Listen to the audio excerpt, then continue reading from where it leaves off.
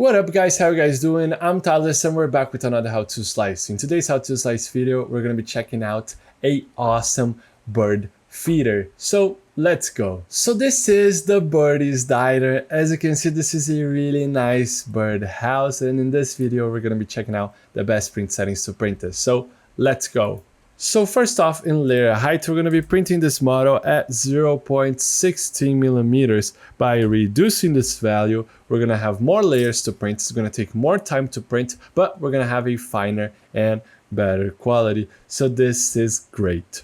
Right here on vertical shelves, we're going to be leaving at 3 just to get a really rigid and really secure model so it does not break our birdhouse. So this is quite nice. Going over to infill, we're going to be increasing to 10% with a gyroid infill pattern just to get a dense model. Gyroid's a really nice infill pattern because it's printing waves, so your printer never goes on a straight line. This reduces the chance of your print failing while printing the infill. Going over to the brim right here, this model does not need any brim. We were able to print without any brim. But as you can see, there are some parts that are more critical, so such as this ones right here. As you can see, these parts do not have the best surface of contact to the build plate. So it could be considered to add a brim, but I do recommend some tips before adding any brim, because brim is optional. And if you're insecure, if your print tends to unstick from the build plate, hear me out with some tips before adding any brim. So this is the under part of the chair right here. And as you can see, they do not have a good surface of contact. It's a really small surface of contact. And let's say that your build plate's really dirty right here. So there's like, let's say a thin hair. So as you can see, if there's a hair right here and it's printing on top of the hair, it's not going to have a good surface. So let's say there's some dust. It's not going to have a good surface and clean surface to print on. So your filament is going to slide. It's going to slide because it doesn't have a good surface to print on. So first off, I do recommend cleaning your build plate with some isopropylic alcohol or detergent just to remove dust and oils from your finger that are on the build plate to help a lot with bad adhesion. And if you do not have a good and well leveled build plate and bad to print on, you're going to have a not good first layer. Thus, your prints are going to unstick from the build plate.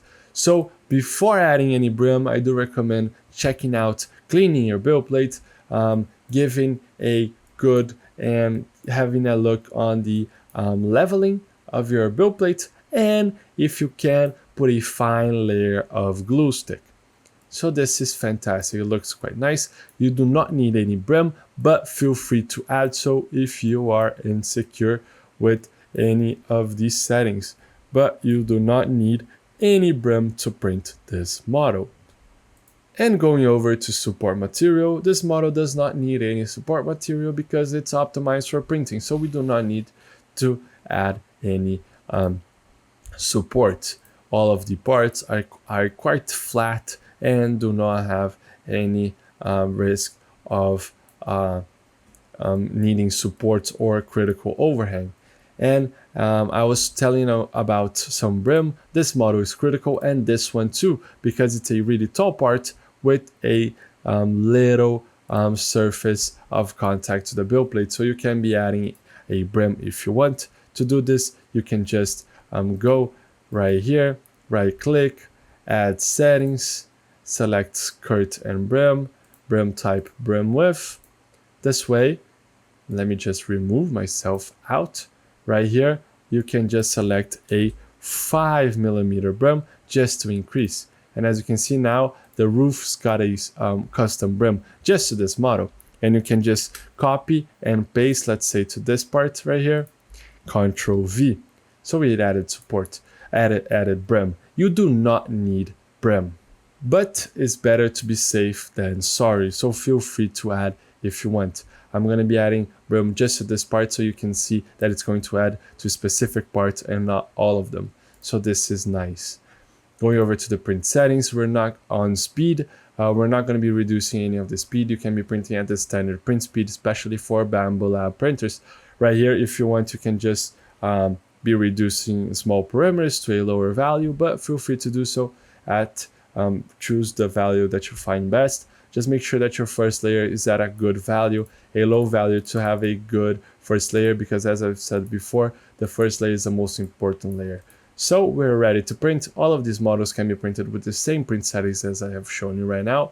So let's slice. So as you can see, we have sliced, and it's going to take 4 hours and 40 minutes on the standard Ender 3 V3 SE. As you can see, all of the models look quite nice. We have added a optional brim, so feel free to add or not add. We were able to print this without any brim, but if you have some bad adhesion issues, this is a nice tip. Right here, if you go over to speed, you'll see that it reduces the speed while printing small parameters to get a good quality print. But this is quite nice. This is a really nice model. So grab a really nice film that you have laying around and print this model right now. So all of the models, you can be taking a look at stlflix.com for models like this one, and I'll see you in another one. I hope you guys enjoy it. Those slicing videos are an initiative from STL Academy, which is the educational project from STLFlix. So if you guys want to learn more about 3D printing, you could check our description and look at STL Academy courses. And don't forget, see you guys at the next slicing.